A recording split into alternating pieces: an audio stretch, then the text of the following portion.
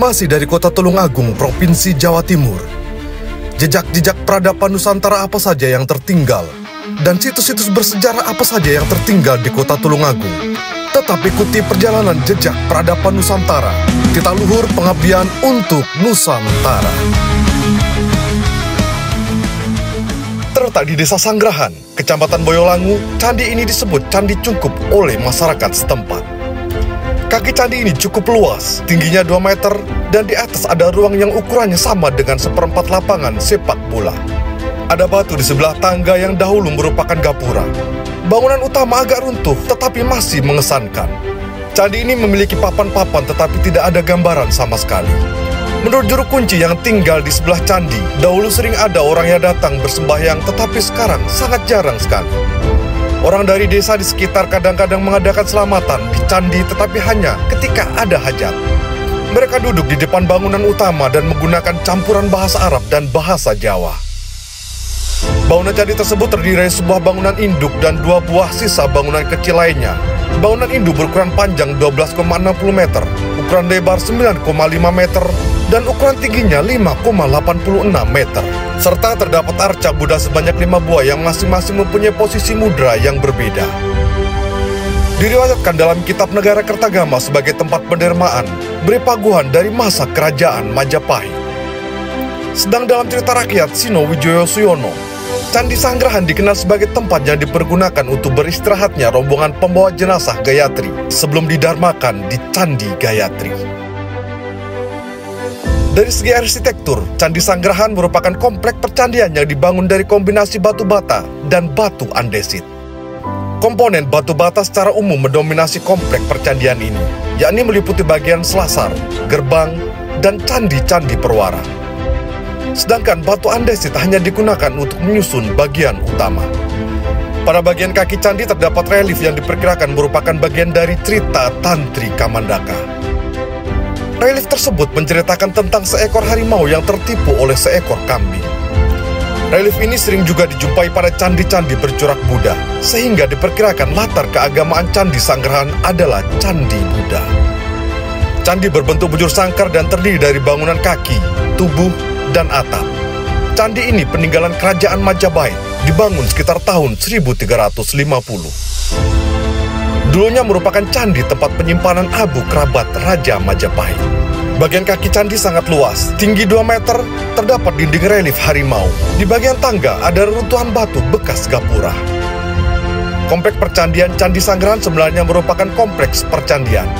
Sayangnya, seiring berjalannya waktu, 2 candi perwara yang berada di sebelah timur Candi Induk sudah runtuh dan tak tersisa. Sekarang hanya candi induknya saja yang masih tegak berdiri. Candi Induk Sanggrahan menghadap ke barat dengan panjang 12,60 meter, lebar 9,5 meter, tinggi 5,86 cm. Bagian atap candi telah runtuh dan yang tersisa adalah bagian kaki candi dan sedikit badan candi.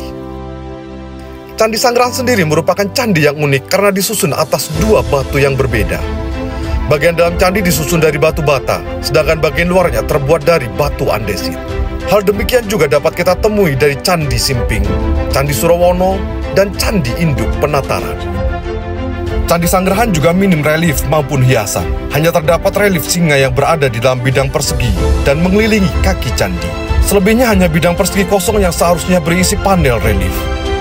Hal yang sama juga bisa dilihat dari Candi Rimbi. Bahkan kemungkinan besar bentuk Candi Sanggrahan tidak akan berbeda dengan Candi Rimbi jika kedua candi ini sama-sama dipugar. Hal istimewa dari Candi Sanggrahan adalah adanya papar penahan dari batu bata yang masih utuh serta memiliki tinggi 2 meter. Pagar penahan ini dihiasi oleh ornamen belah ketupat dalam posisi tidur. Gerbang masuknya sendiri berada di sebelah barat dan harus menaiki tangga selebar setengah meter. Gapuranya sendiri sudah runtuh dan hanya menyisakan bagian kakinya saja.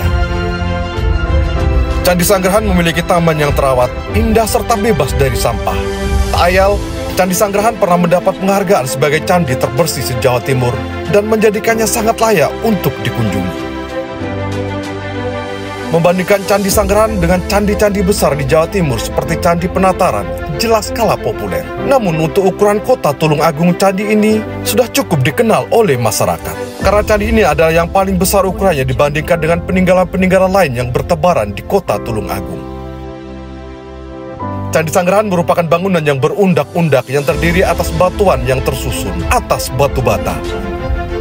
Candi Sanggrahan menghadap ke barat karena di bagian itu ada tangga naik ke bilik candi, namun biliknya sekarang sudah tiada. Tidak beda dengan susunan candi pada umumnya, Candi Sanggrahan juga dibagi atas bagian kaki, tubuh, dan atap. Tetapi atap tersebut sekarang telah runtuh sama sekali. Pada kaki candi terdapat panil-panil dalam ukuran yang sama mengelilingi kaki candi. Antara kaki dan tubuh candi terdapat selasar sempit, semacam lantai yang sengaja dibuat untuk berjalan mengelilingi candi. Bagian tubuh candi masih dalam keadaan baik, hanya bagian sisi sebelah barat yang sudah rusak, sehingga batu isian batu bata yang ada di bagian dalam untuk penguat candi sebagian kelihatan. Pada bagian tubuh candi terdapat bidang pandil yang kosong tanpa relief. Pada Candi Sanggrahan tidak diketemukan catatan sejarah atau prasasti yang menunjukkan kapan dan oleh raja siapa candi tersebut dibuat. Tetapi mengenai sifat agamanya, Candi Sanggrahan dapat kita ketahui dari beberapa arca Buddha di sekitar candi.